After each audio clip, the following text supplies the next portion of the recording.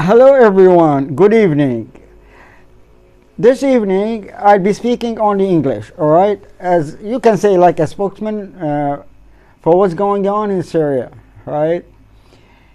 And tonight's video will focus on what does the tyrant do usually. But I'll be talking about the deposed president of our country. What did he do really? And his father, what did he do too? I mean, we in Syria, in fact, have been suffering for the last 50, 60 years, 5 decades, under a rule, a regime of extreme oppression. What kind of things they used to do? I mean, the father and his son. Let's start. Even if we speak from the launch of the Syrian revolution in 2011, what happened, it was the cradle of Daraa. Daraa was the city south of Syria. Little children just raised a slogan and wrote on the wall, "Down with the regime." This guy, this little boy, child, Hamza al-Khatib, the law enforcement forces of the regime took this boy and tortured him and killed him.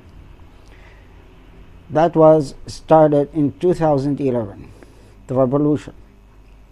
Since that time, if we only calculate this period, about 14 years, the deposed president used many things against us, against his own people. Let's start. What does usually a tyrant do anyway?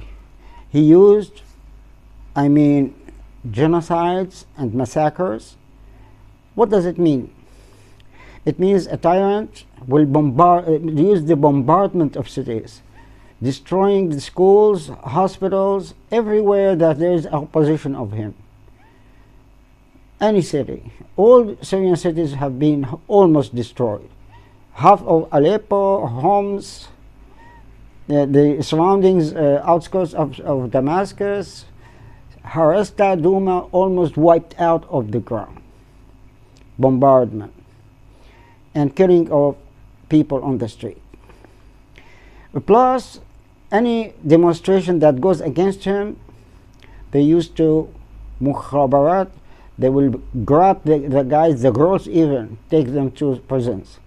And said Maya is one of the typical extraordinary prison that no humanity had ever witnessed. Such bad imprisonment like this. You must have seen on the videos what kind of things they used. For example, they practiced all kinds of torture. For example, they used the whipping, okay, the rack, okay, the waterboarding,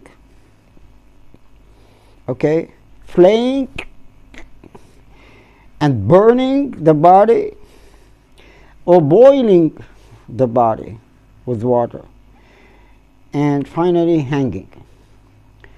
They even used compressors of the body so that they will erase any track of the corpse. Unbelievable what we have discovered after he has been ousted.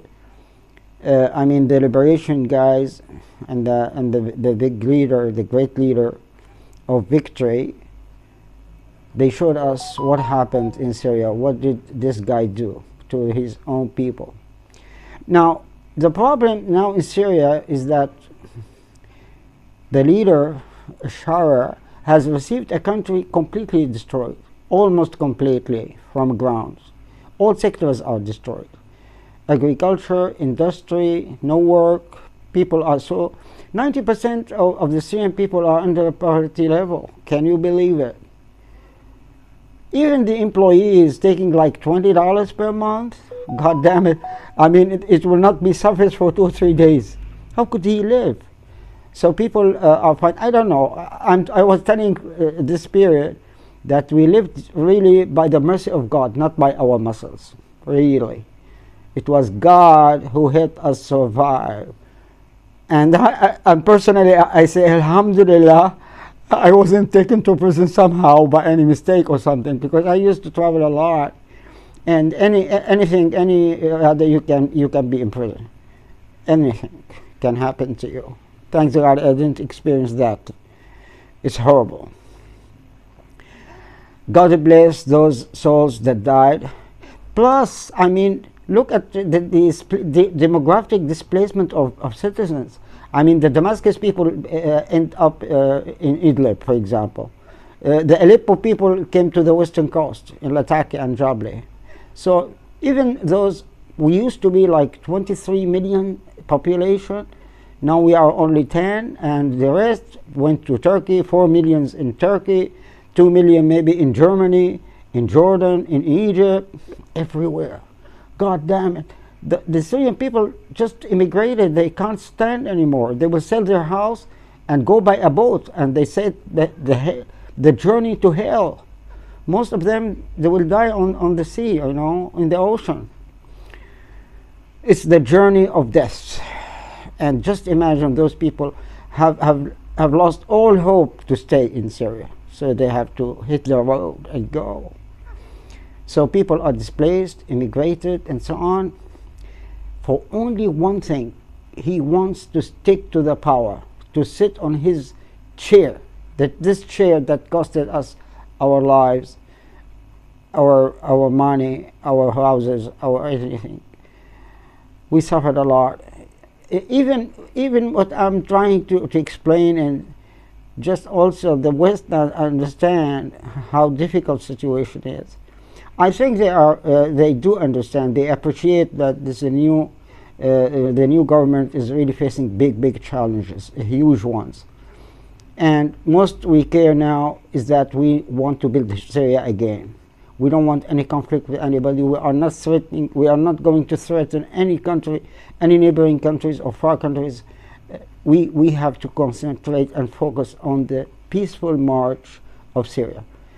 I'm so happy and I'm so hopeful, really, because I saw after the revolution on the 8th of last month, all the people, all the cities went on the street, happy, joyful, so happy. They are dancing, old men, small children. This is the only hope. I mean, the people who rule any country in the world. People are the power. If the people like this Sharia, the leader, okay, it means he is good. He is good, for sure, because every people like him. He's good, you know. He's logical.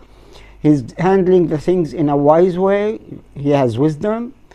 He's patient. He knows what he's doing. He knows what he wants to do in the future. For example, dismantling all groups and putting them under one unit, the Defense or Ministry of Defense, and so on. And there are also other things. We have, for example, Kasad in the northeastern part of Syria. Still, they have the oil bells and so on. But I think things will be sorted out. I want in this video really to give very special thanks to President Erdogan and Turkey, who are the main neighbors, our only neighbor, who accommodated us, accommodated the Syrians. 4 million, 6 million people, I know exactly how many. He gave them work, they gave him houses, they gave him everything, maybe even nationalities and citizenship.